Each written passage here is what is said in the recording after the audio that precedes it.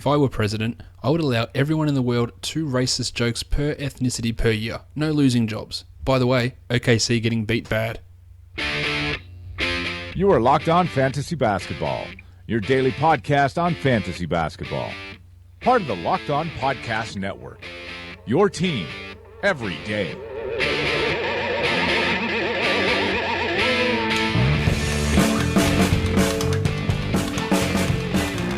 Hello and welcome to the Locked On Fantasy Basketball podcast brought to you by Fantrax and Basketball Monster. My name is Josh Lloyd and as always you can find me on Twitter at redrock_bball. There was a pretty big game on in the NBA today that turned out to be somewhat of a blowout, but we've still got 4 other games. Of course, I'll discuss the Warriors and the Thunder game. We'll talk about the other 4 games as well. We'll get on to previewing the 9 games for Friday, and we're also going to look back at the season so far. So going through the top 20 players and some guys who are performing well below expectations and a couple of guys who are performing above expectations and maybe turn that into something of a buy low, sell high type of segment. So enough of me talking. Let's get to it. Well, not enough of me talking because that's what the whole podcast is going to be. It's going to be me talking. But just to remind you, this podcast is part of the Locked On Podcast Network. And if you want to hear about the big game today, the Warriors and the Thunder, I suggest you go and check out Locked On Warriors with Danny LaRue, who's going to have a full breakdown of the game after you can go listen to the loser side of things if you want to listen to Locked On Thunder with Fred Katz. But Danny's going to have a full breakdown of the Warriors game so you can hear some information about what went on in that game there. The monstrous line of the night. Now, if you're watching the video, you can see I've got a Warriors jersey there behind me. I do have a KD jersey, but I thought putting up my KD Oklahoma City jersey is probably not in good taste, especially today. So I've gone with the old school Chris Mullin jersey to represent the Warriors. But Kevin Durant, he is the monstrous line of the night. He had 39 points. He had 7 3-pointers and 7 rebounds. Only the 1 assist, 1 block, but 15 of 24 from the field for Durant and 2 of 3 on his free throws. He was extraordinarily good. I think that's probably the best way of putting up, just especially in that first half, just putting up huge shooting performance. And this game was over really, really quickly. So Durant gets first blood. I wish the NBA had have scheduled this game the first time that Russ and KD played in Oklahoma City. I don't like that he got the first one out of the way at home, but it is what it is. And Durant was fantastic. This was always primed to be a big Durant game. You had the feeling that the Warriors were going to let him do what he needed to do and get him the ball and let him be the guy that put them to the sword, and that's exactly what went down. And yeah, that's a big performance from Durant, going for 39 points there with the 7 boards. Obviously, he was looking for his shot. He's been passing the ball quite a bit, only the 1 assist here. But when you're feeling it the way that Durant was in this game, there's pretty much no reason not to do that. So a huge performance from Durant. He is comfortably the monstrous line of the night. The waiver wire line of the night is Kevin Durant's teammate, and that is Zaza Pachulia, who had 8 points. He had 10 rebounds, but he had 5 assists, 2 steals, 3 blocks, and was a perfect 4 of 4 from the field. Now, Zaza's been getting some decent numbers. Now, he's not playing huge amount of minutes, 23 minutes in this one, and I don't think he's going to go really too much higher than that during the season, but he's getting rebounds. He's a really good passer. He's not quite the same passer that Bogut is. He's not the same defender that Bogut is, so the 2 steals and 3 blocks that you got from that you may have got from Pachulia in this game, it's not representative. It's not something that's going to continue to happen. I don't think anyway. But rebounding, he's getting rebounding. The Warriors don't have a really great rebounder on their team. He is averaging 8 boards at the moment, and he's shooting 63%, which he's not a guy that's ever been a 50% shooter. But on this team, you think he's just going to get so many easy looks that he can continue, maybe not 60 plus, but 50 plus. And I think that he's a back end guy for a standard sort of league, not a must-own guy because the minutes won't be there, but you're going to get good rebounding, above average assists, good field goal percentage, and really good free throw percentage. He's at 63 and 86 as his 2 percentages so far this year, along with 8 rebounds and over 2.5 assists. So that is useful for a big man. So Zaza, put it on today, but just don't expect that sort of big defensive performance to be something that continues for him moving forward. Got this one piece of hair that just won't stay up. There we go. That's better. The young gun of the night. You know this guy's my boy. Malcolm Brogdon of the Milwaukee Bucks. 12 points for Brogdon. He hit a couple of 3-pointers as well. 2 rebounds, 5 assists, 3 steals, 1 block. Only took 5 shots. He was 3 of 5 on those, got to the line 4 times and hit all 4 of his shots. I've been talking him up for a little bit of time. Rashad Vaughn only played the 1 minute in this game, and that's the correct move from Jason Kidd. Tony Snell is still starting ahead of him. But Brogdon really cut into Matthew Dellavedova's playing time in this one. Now, Delly did battle some foul trouble, so that limited Dellavedova to 24 minutes, but Brogdon's now got 24 minutes in 2 straight games. Is he a guy that you look at in a 12-team league? Well, if it's in a 14-team league, then absolutely. I think that you have to add Brogdon. He is better than Vaughn. He is better than Tony Snell, in my opinion, and he can do so much from a fantasy point of view. 3s, assists, and steals, while being a good shooter and a great free throw shooter. There's a potential to be an average or above average contributor in 5 categories for Brogdon. And it's not like there's not an opportunity for him to play more minutes. He's the backup point guard on this team behind Dellavedova, but he can also play off the ball as well. And really, what he is a light version of Chris Middleton. Chris Middleton's a guy who can distribute the ball. He can play good perimeter defense. He can shoot the 3. And that's what Brogdon does. Now, he's obviously not at the same level as Middleton, but when you're looking to replace Middleton, why don't you just go with the guy who is the same thing, so to speak? A guy who can pass, who can shoot 3s, and who can defend. And that's exactly what Brogdon is. So that's why I can see him working his way into a bigger role. He's already into a role in the low to mid 20s in minutes. He's someone that I wouldn't have an issue with grabbing in a 12-team league just to see how it plays out. He's doing well. And I'm pretty happy because he's a guy that I know that can do it. And Bucks fans, look, they unearthed Chris Middleton in that trade as a throw-in in the Brandon Jennings deal and got him. He was really not even considered as a prospect, as a second rounder. Brogdon's a second rounder. Not saying he's Chris Middleton, but I think he fits exactly what they sort of want to do. A guy who can play the 1 and the 2 there for them, shoots, defends, passes. What more do you want? And Brogdon's looking really good at the moment. So good signs for him, and good signs for the Bucks that they may have stolen a second rounder after they sold the pick that came Patrick McCaw, which is not great for Bucks fans. The dud of the night, Enes Kanter. He had a block. That was good. He had nothing else. No points, no rebounds, no assists, no steals, no 3s. He had a field goal attempt, missed it. Not a good night from Enes Kanter. The biggest contribution that Enes Kanter had in this game was mouthing off at Kevin Durant from the bench, which is fine. It's fine that he did it, but Enes, when you're not touching the ball at all, when you're not getting involved whatsoever, and your team is getting done, it's probably not a good look. Do it from the opening tip, fine. And I tweeted this out today, and I know the crossover between AFL/Western Bulldogs fans and NBA fans is probably pretty small. But this was full on Jeremy Cameron from the Dogs Giants preliminary final game, going at your former teammate, mouthing off, and having absolutely zero impact yourself while your team's losing, and that's exactly what Kanter did.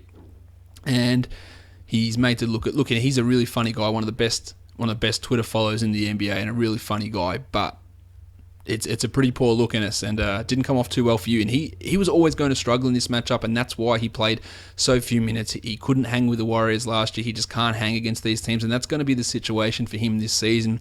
People will be talking about, do we drop Enes Kanter? I still think that he's probably a hold, because he's just as likely to go out in the next game and double-double and give you 65% from the field and 80% from the line, 12 and 10 in 24 minutes. But there are going to be nights where it's a real roller coaster for Kanter. I wouldn't blame you for dropping him, but for now, he's still a hold for me at this point, because don't judge it off this game, because it's the worst matchup possible for him. There'll be plenty of other situations where he plays 25, 26, 27 minutes and scores 20 and 10 and go, wow, that's massive. There are just situations that don't work for Enes Kanter, and this was one of them. All right, let's get into these games now and talk about them in a little bit of extra detail, as we like to do on the podcast. Only 5 of them today. The first one, the Sacramento Kings and the Orlando Magic. The Magic win 2 in a row, get their first victory at home. We'll talk about the Kings. DeMarcus Cousins started out absolutely on fire, 33, 7 and 4. 2 steals, 1 block, and brilliant percentages. And that's great because we know the concern with Cousins is the efficiency. He was 12 of 20 from the field and 8 of 9 from the line. And Rudy Gay kept it going, not to the same degree, but still pretty decent. 16, 2 and 2 for Rude. Now, Matty Barnes.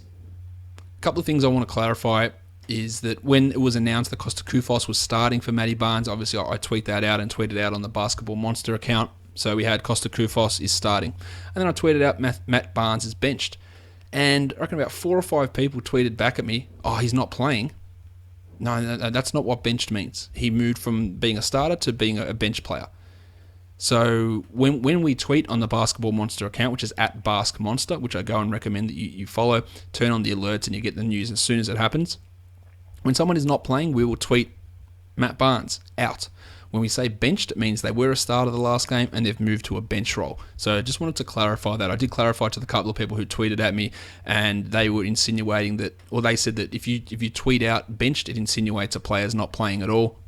I don't obviously see it that way, but I just wanted to get that clarification out there. As for Barnes, he moved from the starting lineup to the bench and played 9 minutes and was terrible.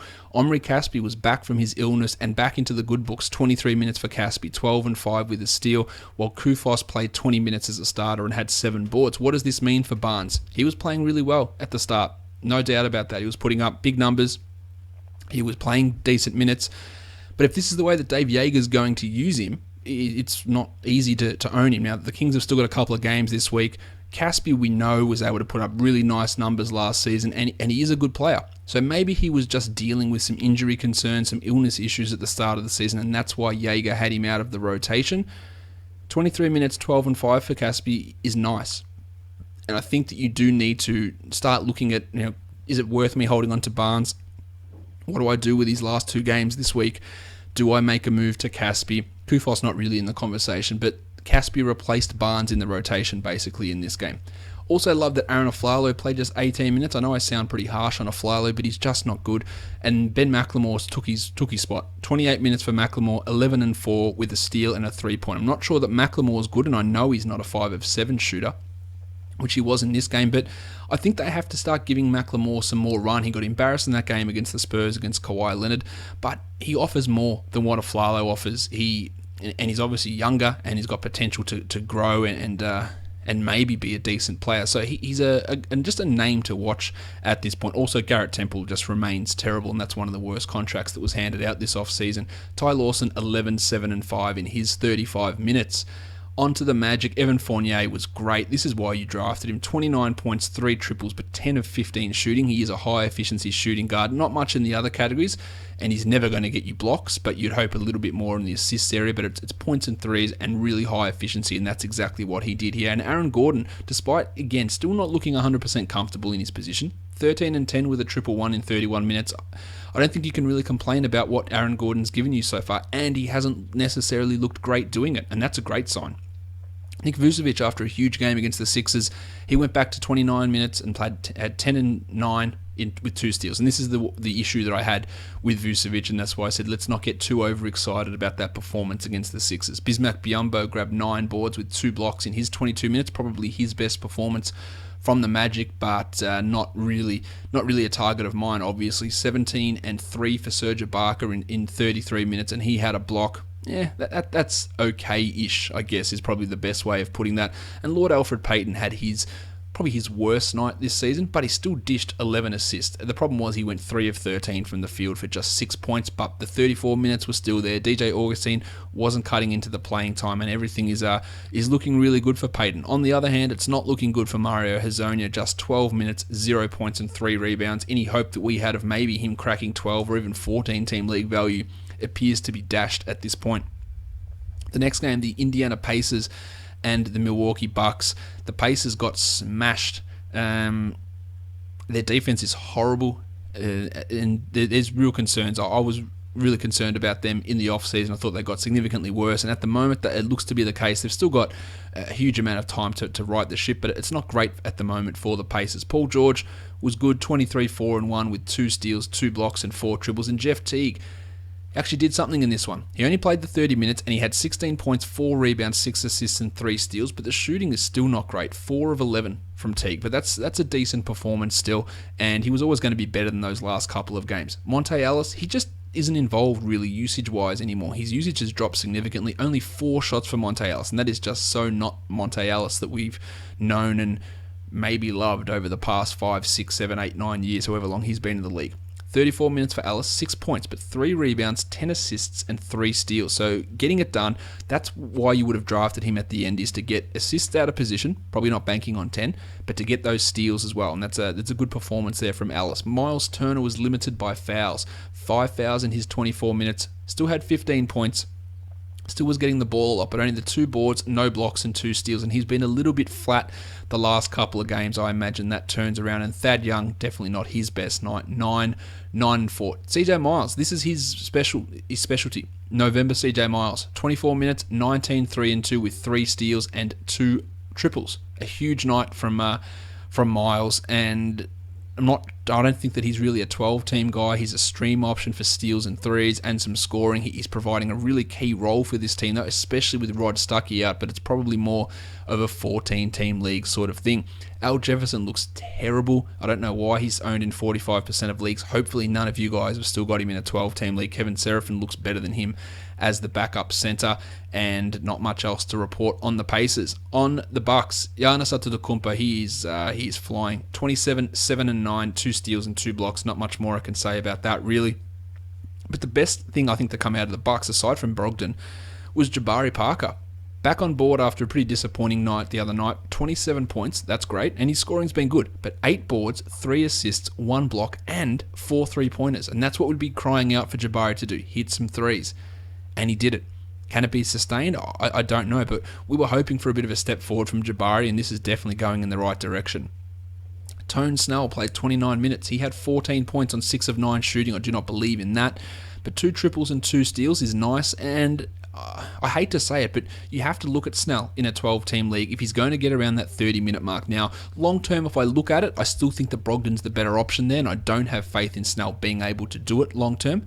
But he's doing some good stuff at the moment, and that's obviously important. Greg Monroe, back over 20 minutes for the first time in I think his last 2 or 3 games, had 26 here, 16 points, 16 rebounds, 6 assists and a block. It is a huge performance for Monroe, and he is somehow maintaining top 70 value despite barely playing 20 minutes a night. He's better than Miles Plumlee. He's better than John Henson, who did not play at all in this game. It's just going to depend on what Kidd wants to do. So you obviously keep holding Monroe, and you hope that he can get even mid-20s because he's putting up great value in that playing time. And if he gets to 30 minutes, he's a top 40 player. But it's just the concern is what Kidd is going to do with him.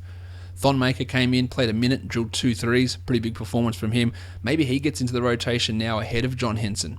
Miles Plumlee starts and he doesn't do anything with those minutes. And Mirza Teletovic has been an absolute bust this season. Only the 15 minutes for 3 points.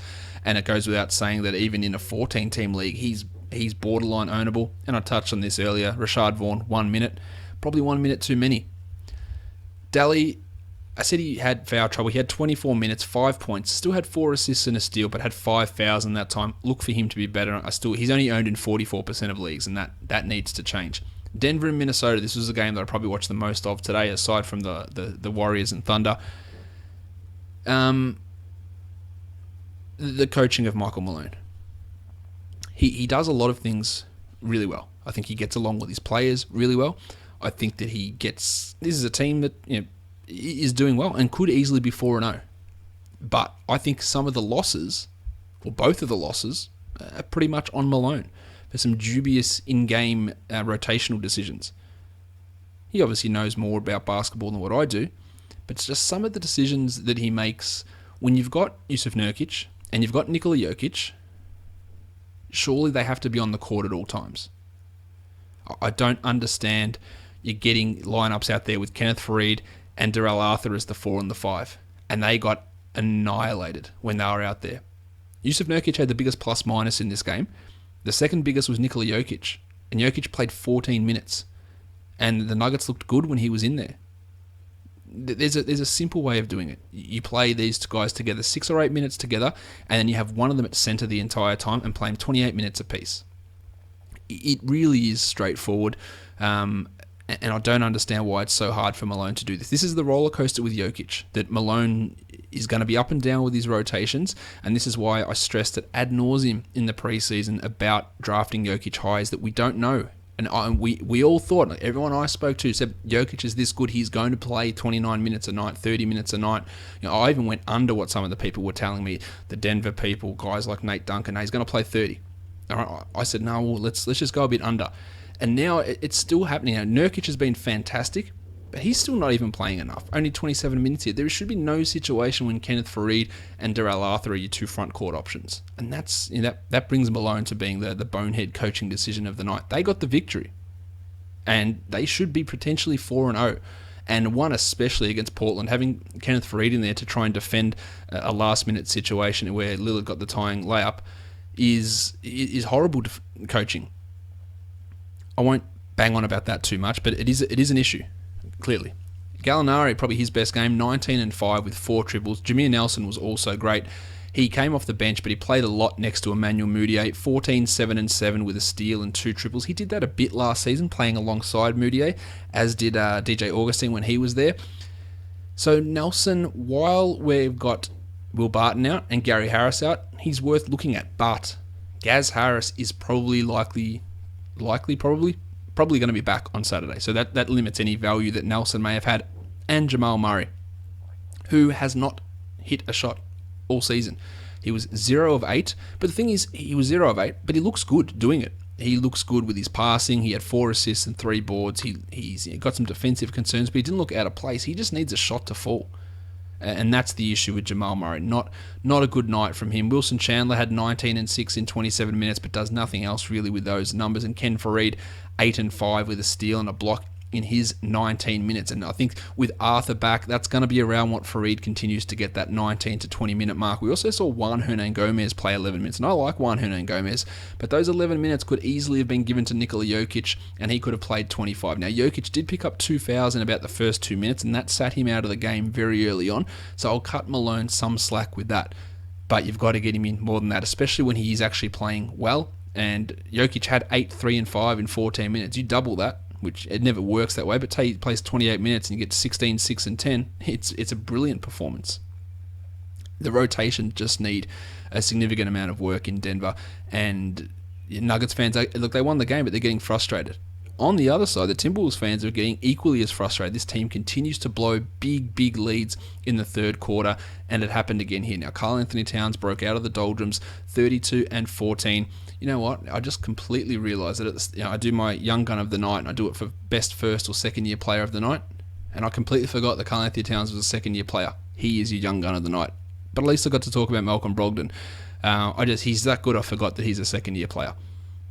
Towns, 32-14 in 38 minutes. 2 triples, 2 assists, 1 steal, 2 blocks. Brilliant percentages. This is why you would have picked him at pick 5, 4, 3 maybe.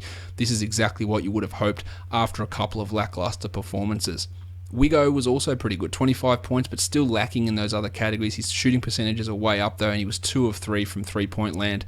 But a couple of other performances struggled. Gorgie Jeng was comfortably his worst game, 2-4 in 28 minutes with a block, couldn't get anything going. Also later a smack into Yusuf Nurkic's head, and that didn't go down too well there, although it was a pretty significant flop by Nurkic. And Zach LaVine only hit 4 of 13 shots for 14, 5, and 3 with a couple of triples. So still helping, but not his standard big nights that he's been putting up. Now Chris Dunn got another start. Again, against a depleted backcourt, it's hard to really gauge what's happening. This is such a Ricky Rubio line, though. 3 points, 5 rebounds, 9 assists, and 3 steals, and went 1 of 6 from the field. And that's, the 9 assists is great, the 3 steals is great. He doesn't look comfortable completely out there running the offense. Defensively, he's fine. He looks really good at it, and his 8 steals in 2 games is awesome. And I think you should be owning him, but I don't think that I've seen anything that makes me think, Rubio's not getting back into this starting lineup, because Dunn's been good, but he doesn't quite have the vision or the feel to run the offense just at this moment. Nemanja Bjelica got hot late, 14-8 in 22 minutes for him. Boston and Cleveland, the Celtics were without Crowder, Horford, and Olynyk, but they put up a good fight with a pretty good late comeback to only lose by 6 points. Avery Bradley with another big rebounding night, 26 and 10 with 2 threes. He continues to have a ridiculous start to the season, shooting just so far above his usual percentages that at some point you feel it has to come back to earth. Isaiah Thomas, 30 points with 6 assists, was a good night from him, but his shot wasn't falling early. But the big story for the Celtics is Jaylen Brown. Now, he got the start after yesterday. Marcus Smart was the starter in the second half with Crowder out, but they went with Jaylen Brown. They played him 35 minutes and he looked the goods. 19, 5 and 2, 3 threes, 3 steals, 1 block, 8 of 16 shooting, highlight plays all over the place. Looked really good. And Crowder is now going to be out at least 2 weeks. It's going to be longer than that, I'm almost sure. So Brown is someone to add. I still would be adding Marcus Smart, who had 14, 2 and 2 on 5 of 9 shooting and a block and 3 triples. But Brown is definitely someone to own now. And let's see how this runs over the first couple of weeks. Maybe it was a fluky performance. Yeah, there was some fluke involved in it. He's not a 50% shooter, we know that. But everything else looked really good from Jaylen Brown. We also got a surprising night from Tyler Zeller, 11 and 10 with 6 assists and 2 blocks.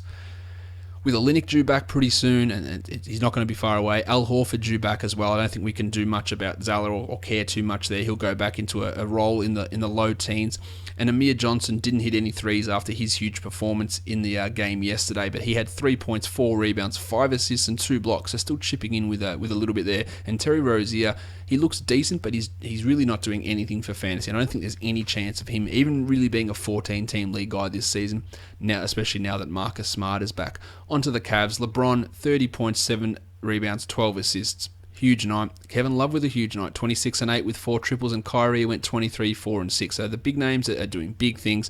But Tristan Thompson, I talked about him yesterday. He just gets rebounds. I said he's going to get you 10 rebounds every day, and he got 10 in the first quarter here. Ended up with 15 and 14 with a steal and 3 blocks on really great percentage, and it was a superb performance from Tristan Thompson. And I think he should be owned in most 12-team leagues, not necessarily by you because he only fills certain roles, but he's going to do them at a pretty high level. J.R. Smith struggled but added 3 steals and 2 blocks, so not a bad night from him. And Iman Shumpert, I wouldn't be counting on 15 points from Shumpert all that often. They went to Shumpert more in this one. They limited Mike Dunleavy and Dick Jefferson as well. Not a lot coming out of those guys. And Kay Felder comfortably out of the rotation. The last game was the big one, the Warriors and the Thunder. Russ Westbrook, only 29 minutes. The game was a pummeling. 20 points, 6 rebounds, 10 assists, 1 steal and 2 blocks. And this is the concern with Russ. 4 of 15 from the field and only 10 of 14 from the line. Definitely not his best performance. Steve Adams, 11 and 4 with 2 steals and 2 blocks. That's a pretty good line from him in only 24 minutes, so you'll take that. And Domantas Sabonis, that's definitely his best performance. 13 and 6 with a 1-1 in 27 minutes. Hasn't got that sort of playing time really at all in any game. So everyone ran, or not, no, they didn't. Some people ran to grab Jeremy Grant. Now, Jeremy Grant played 25 minutes. I don't think he would have played 25 minutes if it wasn't a blowout. And he had 6 points, 4 rebounds, and nothing else. I can't see a situation where he's a 12-team league guy. I think he's a backup for this team at best. And he just has very marginal value. I liked what Victor Oladipo did. He was 8 of 13 for 21 points, hit 4 triples on only 6 attempts. Really good stuff there. Not much in the other categories. Only 3 rebounds, no assists, no steals, no blocks. But the shooting starting to come back around for Oladipo. And Russ has got to defer to these guys a little bit more. And he did in this game. Only 15 shots for Westbrook, 13 for Oladipo, and 12 to Sabonis. Not much else to really talk about on their side. On the Warriors, I've talked about Durant. I've talked about Pachulia. Steph Curry just played 30 minutes and had 21.7 assists, 2 steals, and 2 triples. Quite a quiet night for him, but that's a quiet night. That's still decent performance. And Klay Thompson finally got his 3-pointer going. 18, 2 and 3 with 4 triples, 2 steals, and a block. Talk about Curry a little bit more. He's definitely had a quiet start to the season, and some people are a little bit panicky about where they drafted him. I think he'll be better than this. I think that he will improve, but he's definitely taking somewhat of a hit from what we saw and we knew he would take a hit, but he had such a lead on everyone last season that we thought that the hit would be manageable. At this point, he's still a top 20 guy, and I think that he gets better. So maybe it's a buy low opportunity for Steph Curry. So have a look at that. Whether that you can pull that off remains to be seen. Draymond, 9 points, but 10 boards, 5 assists, 1 steal, and 4 blocks, and he keeps doing exactly what he needs to do, and the rest of the bench, there's not much to discuss. Ian Clark didn't hit 100% of his shots, but he did hit 60, so maybe Ian Clark, the new sharpshooter, and Kevon Looney looked pretty active in the time that he was out there. All right, that is all of those games done. What I want to do now is just look at the top 20 players as the season has gone on. Now, this is not just the straight rankings off Basketball Monster. If you remember, you can just go check these out. This is the way I like to do it for head-to-head leagues, is take their categories and remove their worst 2 categories, because there's no point having a ranking system where DeAndre Jordan is ranked 60th in a head-to-head league, because you know that if you draft him, that he is a guy that is a top 20-ish sort of guy when you're punting free throws. You know that, but an overall value doesn't take that into consideration. So that's what I do. I look at them, I take out the players' 2 worst categories and give you just an idea of how they fare, and that's generally how you're drafting in fantasy, is drafting for strengths and dealing with them that way. In a head-to-head league. In a roto league, it's a little bit different. Let's bring up who the top 20 players are from the season so far. At number 1, it's Anthony Davis. 2, James Harden. 3, Kevin Durant. 4, Kawhi Leonard. 5 is Russ. 6 is Johnny Wall, which a lot of people would probably be surprised at. He's been really good and a steal, because you would have gotten him late second round maybe. He probably won't keep this pace up, but he's been fantastic. Giannis is at 7. Chrissy Paul is at 8. Whiteside at 9 and Dame Lillard at 10. And the rest of the top 20. DeMar DeRozan at 11, shooting the lights out. We talked about him a lot. Draymond's at 12. Jake Layman is at 13, because it's done on a per-game basis, and he had that huge, ridiculous performance in like 7 minutes in that one game, so you can pretty much ignore that. That's not sticking. LeBron at 14, Paul George at 15, Kemba Walker at 16, and Isaiah Thomas at 17, who are outplaying their preseason projections. Kyrie at 18, Love at 19, and Steph rounds out the top 20. As I said before, he will be better than this, but it's not a bad opportunity to try and buy low. So what I then did is looked at the rest of the rankings and tried to see players who I think are significantly lower than where they should be, or significantly higher than where I think they will be. So I'll bring that up now. I've got them as headers of overvalued and undervalued. Maybe that's the wrong heading. In the overvalue one, maybe it's like a sell high type of situation. George Hill's coming in at ranked 22nd. We're going to see Gordon Hayward back in a week, most likely, and that's going to reduce some of Hill's value. Not all of it, and it's not going to make him Indiana George Hill, but it is going to reduce some of George Hill's value. So he's not going to stay as the top 25 player, I don't think. Avery Bradley's at 24. Now, nobody's really coming back to take his minutes away. I just don't think that he's going to be able to sustain this, really high rebounding rate, above average career assist rate, and ridiculous shooting. I think that has to cool off. So this might be a sell high opportunity for Avery Bradley. At number 41 is Emmanuel Mudiay. Not sure anyone buys him being the 41st ranked player. That just stood out to me as being something that was significantly high, and I don't think you're going to get top 50 value back from Mudiay, but yeah, it's working out alright for you at the moment. 45 is Dwayne Wade. The 3-pointers, I just don't think they're going to continue at that same rate. That's a sell high moment. Trevor Booker's at 46. Now, while I think Booker's going to continue to retain value, he's not going to be a top 50 guy. His steals are off the charts, and I'm not sure that sticks, and his rebounding's been good, but he is a pretty good rebounder. I just don't think that he stays at that level. JJ Barea at 54. Well, Barea's been good, but that feels high. And Thabo Sefolosha at 61. I think we're pretty well aware that Thabo won't retain top 70 value this season. The other side of the list is probably more interesting. These are the guys who are undervalued, who might be buy low guys. Devin Booker's ranked 243rd. I've had numerous people say to me, should I drop Devin Booker to add Sean Kilpatrick? Should I drop Devin Booker to add Jaylen Brown? So you might say some of these ones are unrealistic buy low targets. This is not, because people are pissed and people are not happy with Devin Booker, and people are willing to drop him. Go at him. Derek Favors has been really bad. He's ranked 237th. I don't think that sticks. He's a buy low target as well. 177 is Victor Oladipo. Pretty good game today. Might be a bit hard to buy low on him, but people are frustrated with him. He will be better. LaMarcus Aldridge at 128. Again, pretty comfortably he'll be better than that. Dennis Schroeder at 114. I reckon you can get pretty decent value on Schroeder at this point, so go after him. Clay's at 113.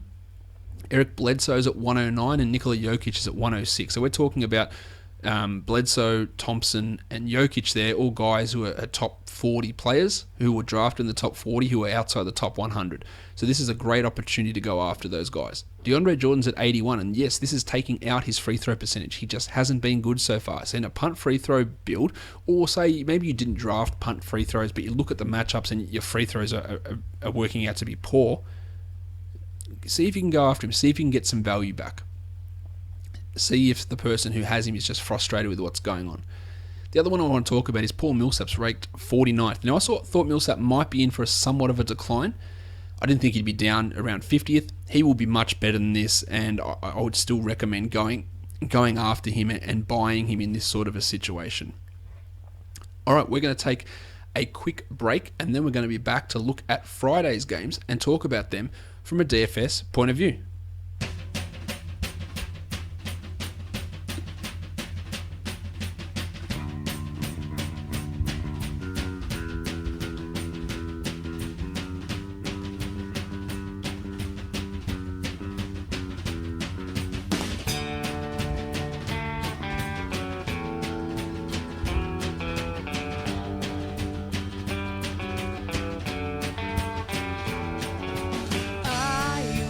Now I had a dream of you on that cold September night. I had nothing left to look forward to. I thought you...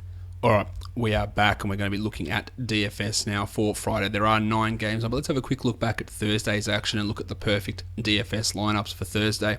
On FanDuel, it was Jameer Nelson at 29.9 and Malcolm Brogdon at 29.9, so really cheap point guards there, obviously. Shooting guards, Giannis Antetokounmpo at 52.9 and Avery Bradley at 40. Small forwards, LeBron at 56.4 and Jaylen Brown at 35, going up against each other. Kevin Love at 40.1, Jabari at 39.1 and Karl Anthony Towns at 55.9.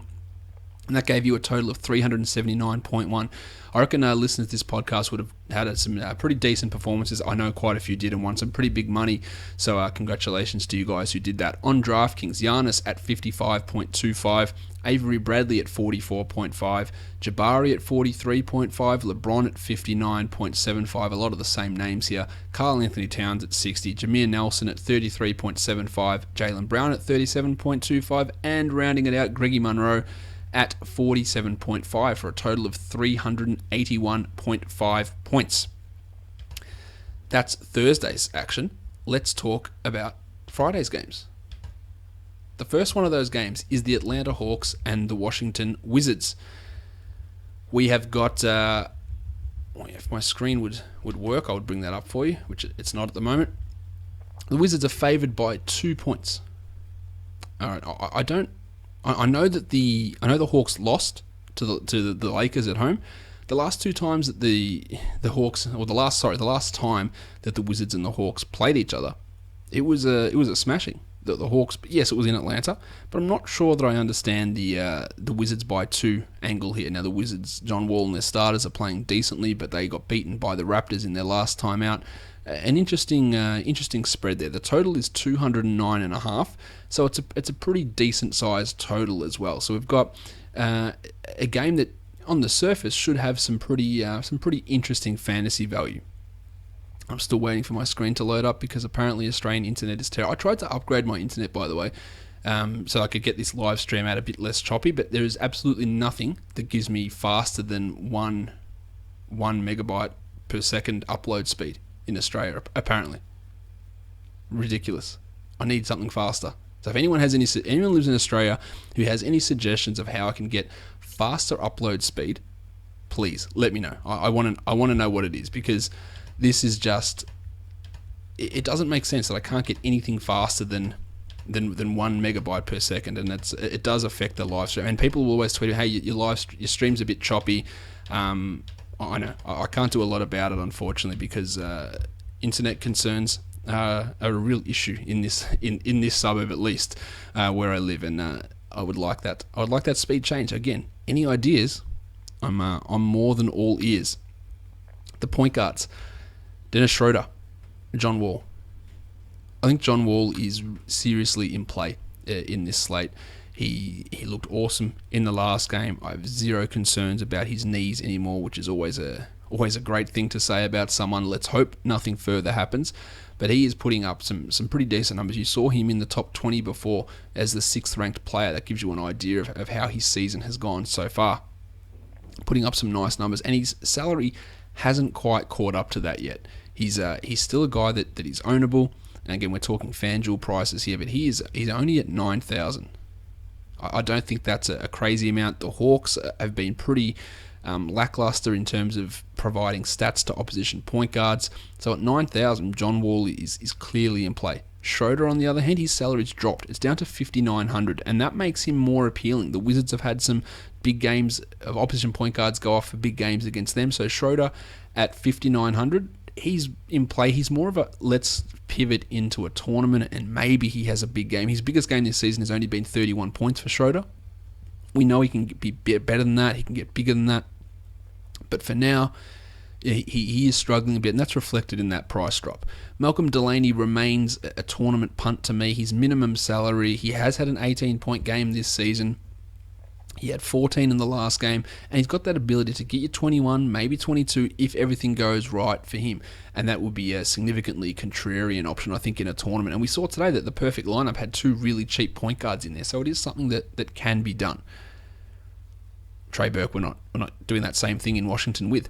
Shooting guards, Bradley Beal, well, he played a massive amount of minutes in the last game, so that's good in terms of his minute load, averaging 34 across the last 3. So let's hope 2 things. Hope that A, it sticks, and B, it doesn't ruin his leg. And there's probably a more significant chance of B happening, but that is a concern.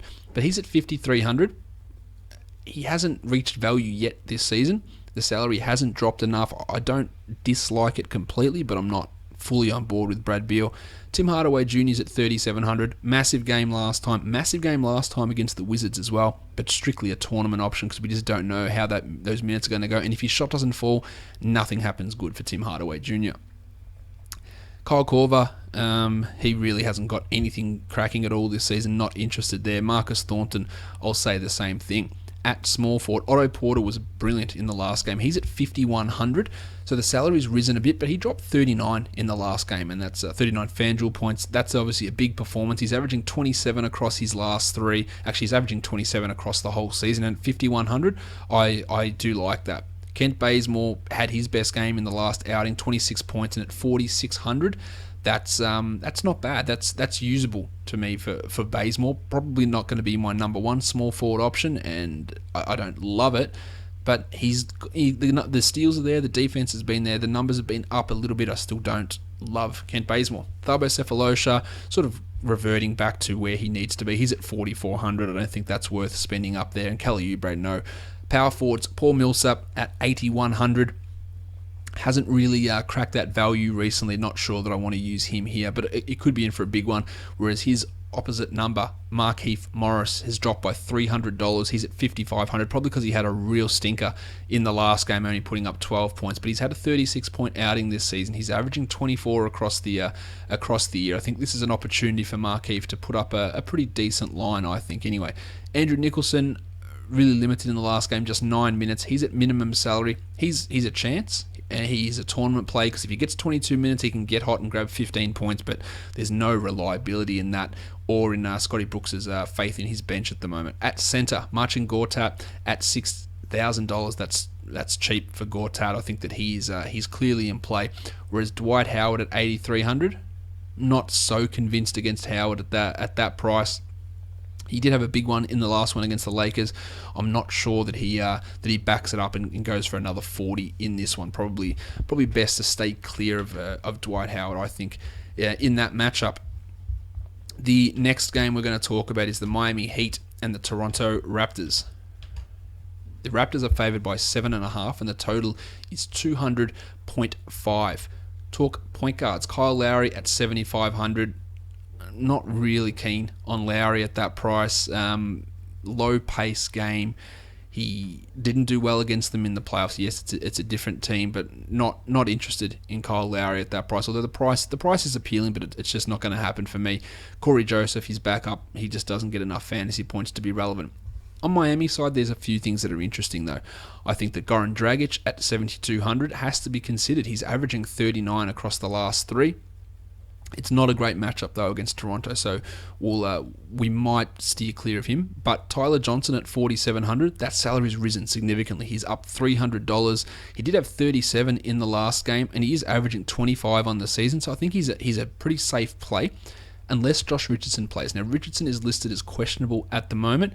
If Richardson happens to play, then it's hard to go on Johnson, and then Richardson at 3,900 becomes a tournament punt, but I don't really think that he's going to come in and play 30 minutes off the bat. So it's not a great punt, but it reduces my confidence in using someone like Tyler Johnson or someone like Dion Waiters, who's been put up 34 in the last game, but also played 42 minutes, which I don't think will continue. And at 4,700, if Richardson's back in the mix, I'm not sure that I love using Waiters. At 4,700, if Richardson doesn't play, maybe I prefer him at low fours though. DeMar DeRozan is at 8,500, just putting up ridiculous numbers. His lowest score this season is 42. 8,500 is pretty expensive, but I think if you're wanting to spend up on shooting guard, this is the way to go. And I reckon he's a fairly good play. Probably not my best option of spending up for shooting guards on the slate. I'd rather go cheaper. But if you've got money left over, you can be fairly confident you're going to get at least, say, 35 points out of DeRozan, at least. And then 40 feels like, especially with what he's doing at the moment. The defense, though, could be a concern. A guy like Winslow onto him might create some concerns. Speaking of Justice Winslow, he's at $5,000. Obviously, his touches and his assists have gone up recently. If Richardson comes back, that might take some of the secondary playmaking out of Winslow's hands. So I'd probably fade him there or use him in tournaments only. But at $5,000, I'm pretty okay with using him at $5,000, even in cash games. That's assuming that Joshy Rich doesn't play. Damari Carroll has been putrid. He's at 4,400, so the salary's dropping. I don't like the matchup here, and I just don't like what Carroll's been doing. So he's a no for me. James Johnson, Terrence Ross, not sure they're really not really interested in using those guys. At power forward, Patrick Patterson at 3,800. He's had one big game, but he just doesn't get it done often enough for me. So it's a no from me. Lukey Babbitt at 3,700. Word coming out of Miami is that they want Babbitt to start taking more shots. And if Babbitt takes more shots, they generally go in and he can get value. At 3,700, I don't think that Babbitt is the worst option.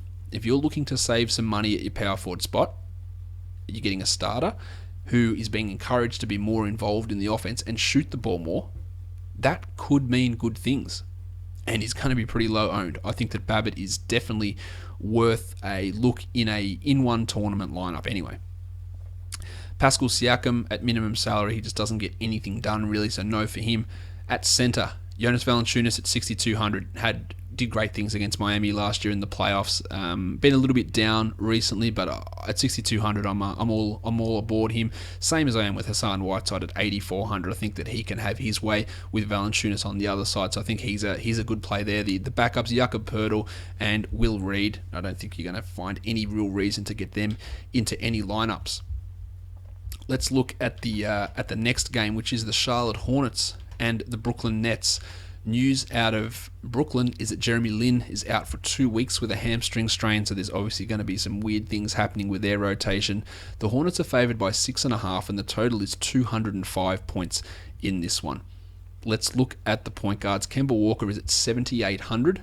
He's averaging over 35 across the last 3 games, and he's been pretty consistent in that. Well, his highest score this season is 38, and his lowest score is 33. At 7,800, it's not bad. It's probably not tournament-ish, but it is cash game if they weren't playing the Nets. Now, the defense of the Nets is horrible. Can the Nets stick? Maybe. So I'm not off Walker at all here. I think that he could be useful, but you've got to weigh it up. Do you think that the Nets could stick around? Could they get blown out? And if they're getting blown out, then Walker's going to play a few less minutes. But otherwise, he's been pretty consistent at what he's been doing. On the Nets side of things, we don't know exactly what they're going to do with their point guard situation, but Isaiah Whitehead got the run at point guard for big chunks of the last game that they played with Jeremy Lin out. He had only 11 points in 20 minutes, and his salary has already been reactionarily, it's a funny word, bumped to 4,500. It was minimum salary, it's at 4,500 now. So can you use him? Yeah, but I think that they're going to have a situation where Randy Foy, who's listed as probable, will play some point guard. Sean Kilpatrick will play some point guard. So Whitehead remains a tournament option, but he's not someone I'm interested in cash, especially with that extra $1,000 they chucked on his head. At shooting guard, Nick Batum is at 6,400. He just is in that low 30s range. It's not a bad play. It's a good opponent for him. I'm not sure that I love the option though. Shawnee Kilpatrick's at 4,700. He's risen by $700. I much prefer to spend $47 on Sean than $4,500 on Isaiah Whitehead. He's actually averaging this season over his last 3 games 26 points. It had 42 in the game against the Pistons. They're putting up some nice numbers, and if he runs the point or gets to 25, or more than 25 minutes, which is likely, and if Randy Foy's out, he's going to play a little bit more.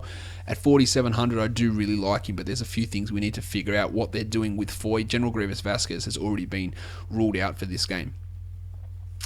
Marco Bellinelli and Joe Harris. Yeah, Joe Harris at minimum salary, I don't hate him. Marco Bellinelli at minimum salary has averaged 15 across the last 3, and there is no Jeremy Lamb.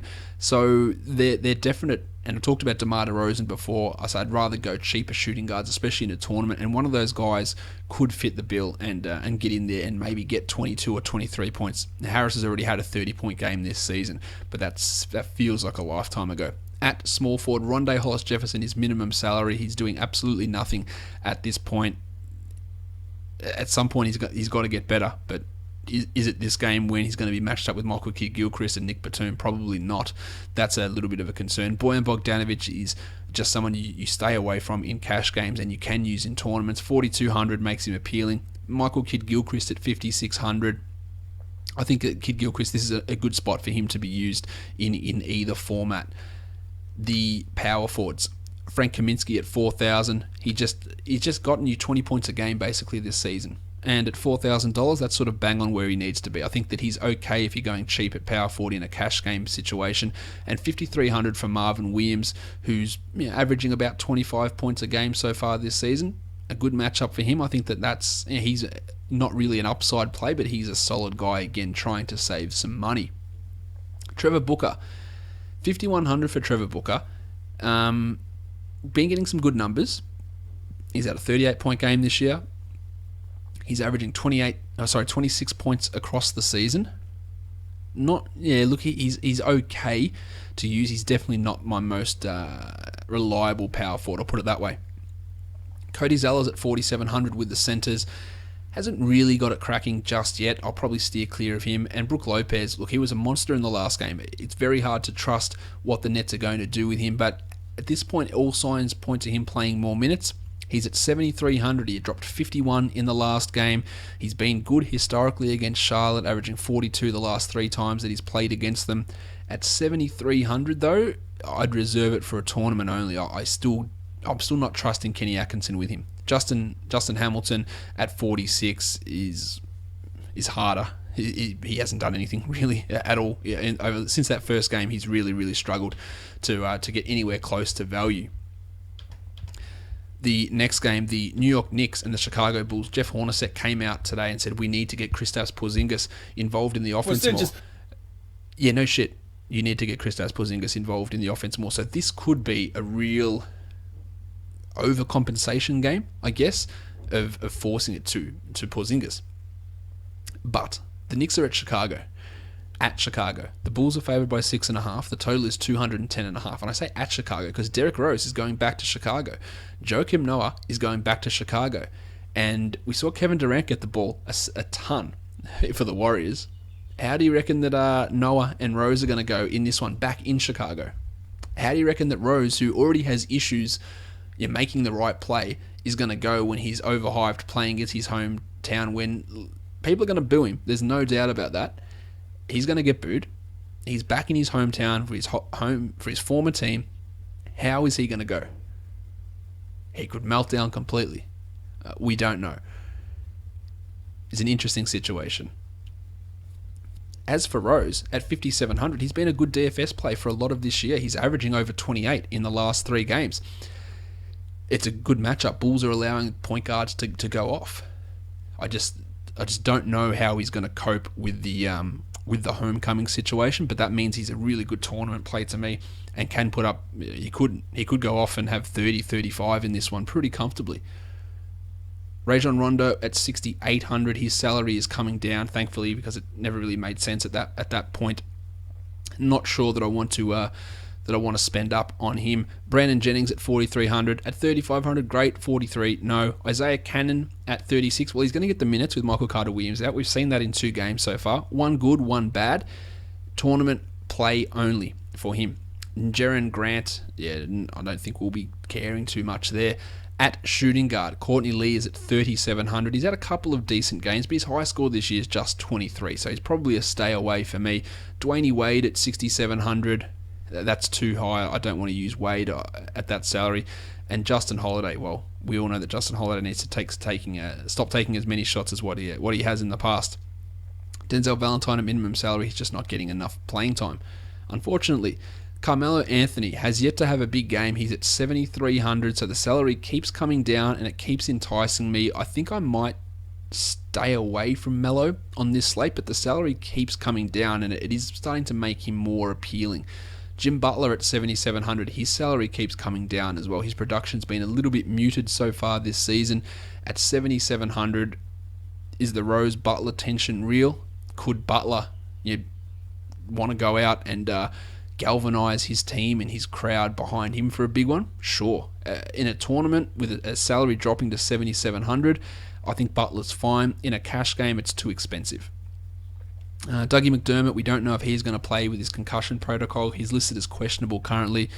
He's probably not going to be useful anyway. Power forward.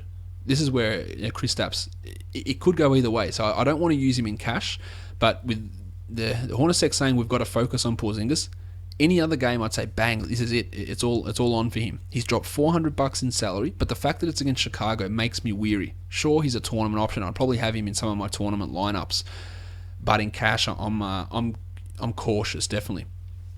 Nick Mirotic at 5,100 has been really consistent, and I like him for both formats here.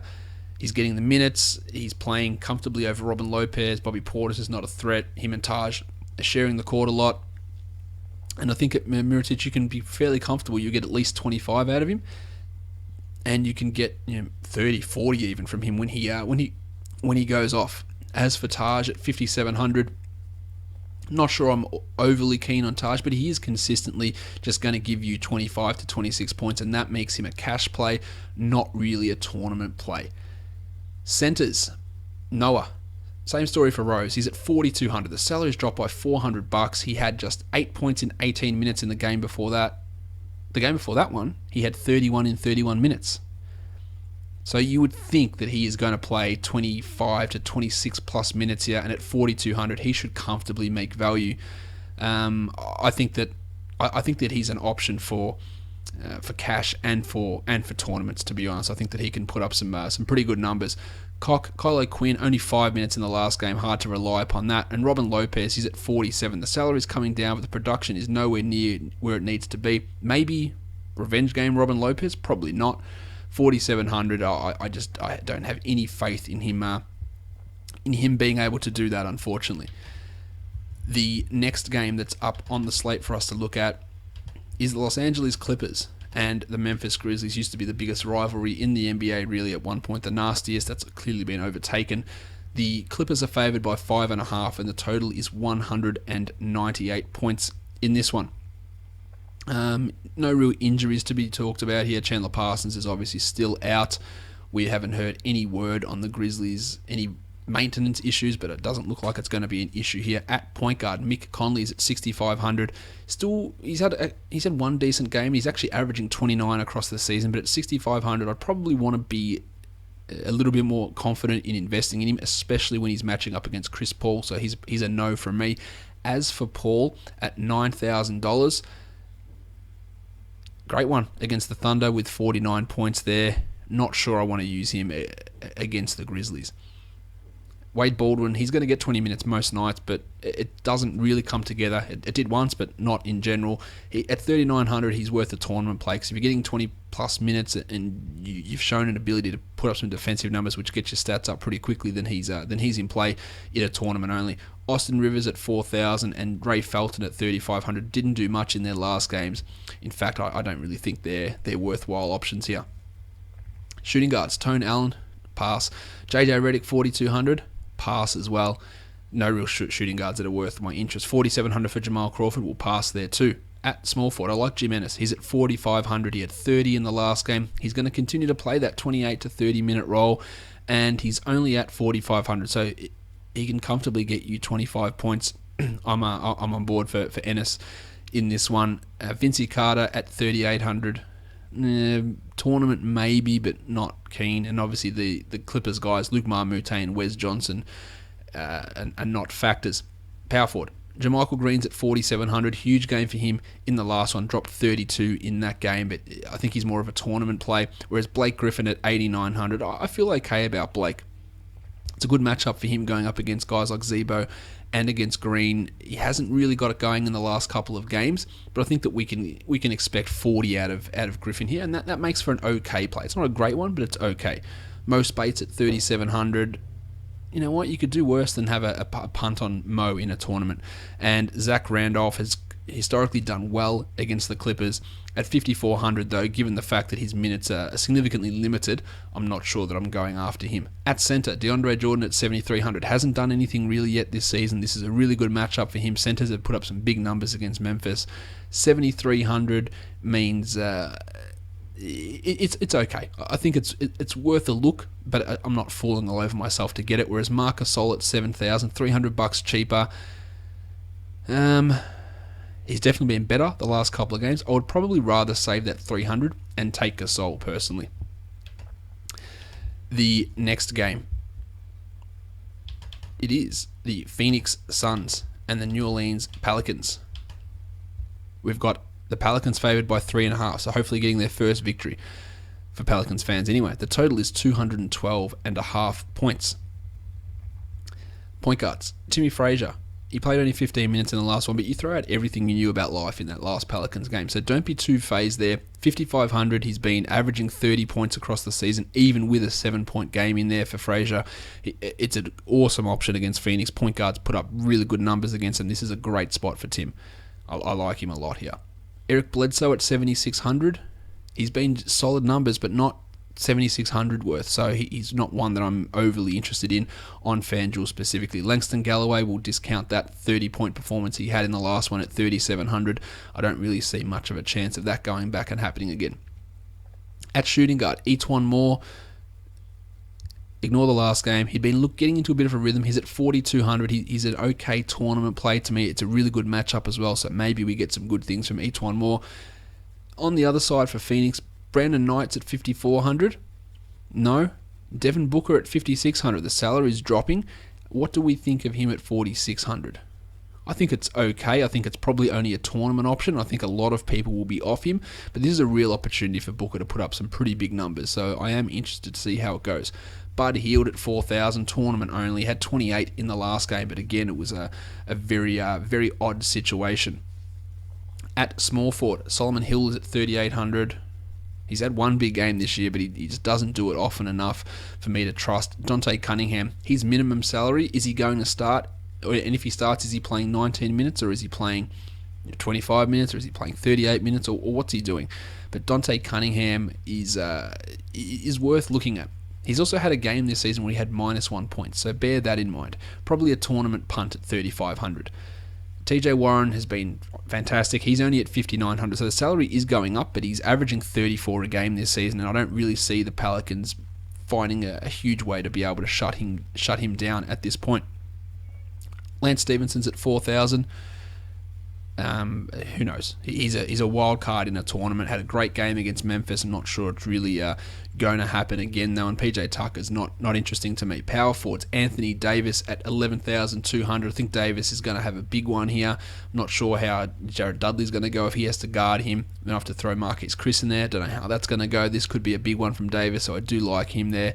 And Dudley's not really in play Terrence Jones, 3,900. I'll say no on him, and Marquise Chris, same thing. At centre, Tyson Chandler at 4,500. Well, he's getting the minutes, and I think you can be okay with getting 25 points out of Chandler. He's a decent option, whereas Alex Len is more of a punt option in a tournament. He's at 4,900, and he's averaging 26 across the last 3, Len, but we just don't know what we're going to get out of him on most nights, whereas Omar Ashik, I'm pretty comfortable knowing what I'm going to get out of him, and that's basically nothing. 3 games to go. The next one is the Portland Trailblazers. They take on the Dallas Mavericks.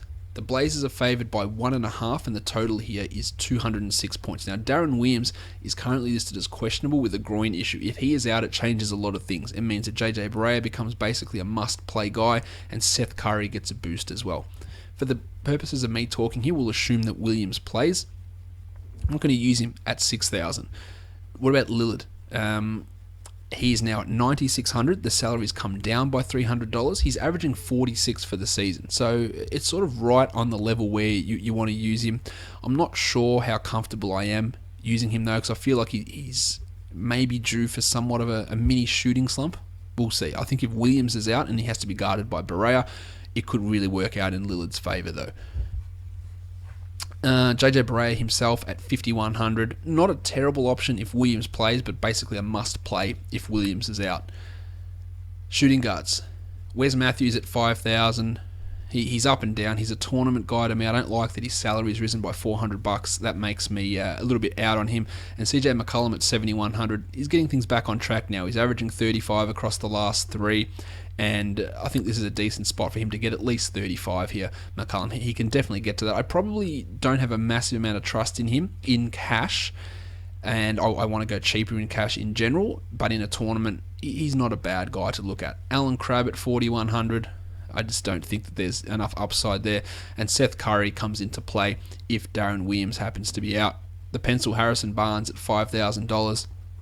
I think at $5,000, Barnes is a pretty solid cash game play. I feel pretty confident of getting 25 out of him on most nights, and he can go bigger than that. He's had a 40-point performance already this season.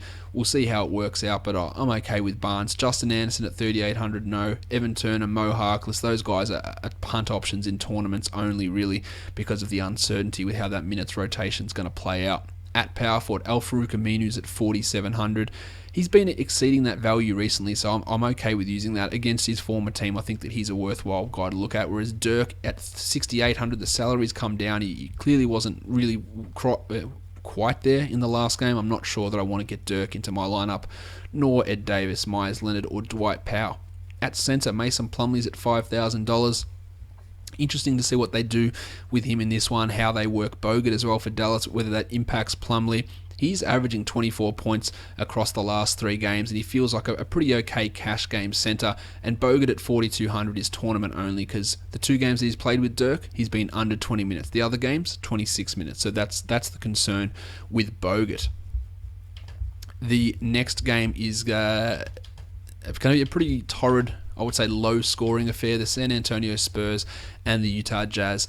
The Jazz got them earlier in the week. The Spurs are favoured by 4, and the total is 186.5 points. Boris Diaw is going to be out for the next 2 weeks with a leg contusion, and Tony Parker is out of this one. This is also the first half of a back-to-back for the San Antonio Spurs, so we might have some minutes limits. We might have LaMarcus, Powell, Manu, any of these guys potentially sitting out. But Tony Parker has been ruled out already.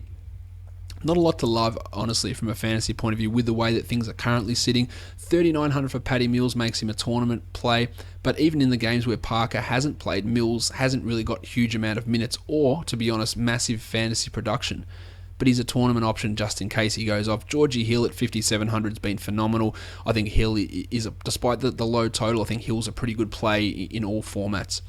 Shooting guard, Manu at 3,500. I don't think I would risk using Manu in this situation, but I do love Rod Hood at $5,000. He's been putting up some really big performances as of late. Had a stinker in his last 3, but has had 2 really good ones since then, and I think you feel pretty confident of him getting 25 at least against the Spurs. Small, no, is that any other shooting guards? No, that's it. Small forwards, Kyle Anderson at minimum salary. He's doing nothing. We can forget about him. Joey Johnson at 5,000. It just feels too expensive. It's come down by $600, so he does come into calculations, but I'm not I'm not a huge fan. And John Simmons is just doing nothing at 3,600. Tournament punt only, assuming he starts, and without Parker, maybe he gets some more assists and plays with the ball in his hands a bit more. So he's an okay tournament play, but that's really about it for John Simmons. Same thing for Trey Lyles at 3,600.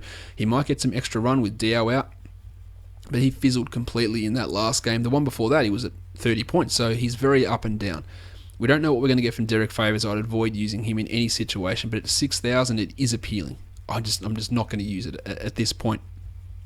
Aldridge at 7,100, not quite for me. I don't like the matchup. I don't like the way he's playing. And David Lee, of course, not. At centre, Rudy Gobert's at 6,800. Been struggling a little bit of late. I think we'll pass on him. Dwayne Dedman not getting it done either, and Pau Gasol, it's an adventure every time he plays on a back-to-back. Who knows what they're going to do? That is a stay-away situation for me with Pau. The last game of the night, we've got the Golden State Warriors and the Los Angeles Lakers traveling to Staples Center. The Warriors are favored by 10.5. The total is 226.5 points. There is significant blowout risk here. There is back-to-back situation from the Warriors, and that makes it a concern. Now, D'Angelo Russell at 6,100. I really like him at 6,100, and I think that he is a point guard that you can use. I think he's going to be turned on by the experience, turned on by the opposition. 6,100. I think is a good price for him. Steph is at 8,800. The salary's actually risen by $200. I don't like it. Blowout, back-to-back, and he's yet to reach value yet all season. I think I'll pass on Steph. Maybe I'll put him in a tournament, but that's about it. And we're not using Shawnee Livingston, obviously. The shooting guards, Klay Thompson's at 5,900. That's a really low salary for Klay. He doesn't need much to get to that, but he hasn't been really clearing that so far this season. Don't hate it, but tournament only, I think. Nicky Young at 3,600. Swaggy P. I like Swaggy P in a tournament here. He had 22 in the last game. At 3,600, he's averaging 18 points so far this season, and that's basically value. He gets you 20, 23. It's not bad, and maybe it happens. It's a long shot, but maybe. Lou Williams at 4,500. Similar story. Tournament play only. Jordy Clarkson at 51. Not interested in Clarkson until his minutes go up, basically, or his price comes down. Kev Durant at 9,900 was brutal today, was fantastic, brutal in a good way. 9,900 though, with the back-to-back situation and a blowout looming, you can't trust him for cash. But maybe he goes off and drops 29.5 like he did today, and that's great. At almost 9,900, he is in play as a tournament option. Luol Deng, he had a good game in the last one, Deng, but I have zero faith in him doing that again, so I'll leave him alone. Same with Iguodala and Brandon Ingram. The power forwards, Larry Nance. We know Tim Mozgov's doubtful to play with his eye issue, so Nance at 3,900 had 29 in the last game. He had 29.5 the game before that. At 3,900, I feel really confident of getting at least 20 points out of Larry Nance. So he is a good play here to me. One of the best that's out there. Julius Randle at 6,100. I think that 6,100 is just too high for Randle. I'm not overly keen on that. Whereas Draymond at 8,500 feels just a little bit high again with those same issues with Durant and Curry and Thompson. The blowout factor is an issue there. At center, Ivica Zubac I think will start. Now he played 19 minutes in the last game and had 4 fouls in about the first quarter. So there's a chance that he does exceed that playing time and plays 22 or 23 minutes. I don't think that Walton will do that. I think that he'll want to use that Nance small ball lineup a lot. So minimum salary Zubac is a tournament option. That's really about it at this point. And at least he doesn't have to go. He goes up against Zaza Pachulia instead of Dwight Howard. So he won't be as abused as what he was in that game. So he is a tournament option. Zaza, on the other hand, at 3,900. Been putting up some pretty decent games. You can get 20 points out of Zaza, and that might be enough. So he's considered. Tariq Black, not really interested if he's going to play that limited role, and they go with Zubac and Nance in the center spot for most of the game. Let's look now at the picks of the day. On FanDuel, we've got Paddy Mills at 3,900 for a tournament, Timmy Frazier at 55 and Johnny Wall at 9,000, shooting guard Swaggy P at 36, Rod Hood at 5,000 and DeRozan at 85. Jim Ennis for the small forwards at 45, the pencil Harrison Barnes at 5,000 and Kevin Durant at 9,900 in a tournament. At power forward, Larry Nance, 39, Mark Heath at 55, and Tony Davis at 11,200. And the centres, Joachim Noah, 42, Marcin Gortat, 6,000, and Hassan Whiteside, 84, over on DraftKings. Isaiah Whitehead is at 3,600 there, so his salary hasn't risen as much. He's a tournament play there. Eric Bledsoe is better priced over on DraftKings as well, 7,000, and Johnny Wall at 85. For the shooting guards, Etwan Moore, 39, Rod Hood, 55, and DeMar DeRozan, 8,000. Small forwards, Dante Cunningham at minimum salary. I've written GPPP there. I don't know what the extra P stands for. Whatever. 3,000 for Dante Cunningham. Michael Kidd-Gilchrist at 54 is a tournament play to me as well against Brooklyn.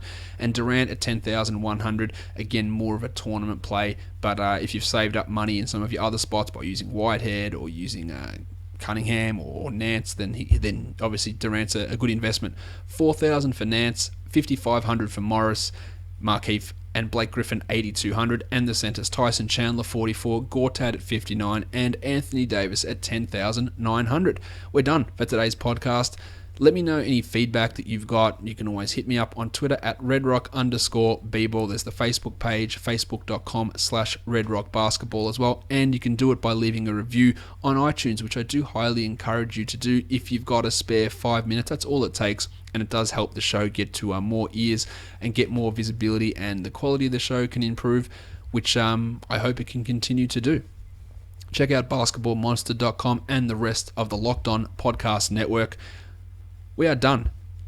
Thank you so much for listening, everyone. See ya.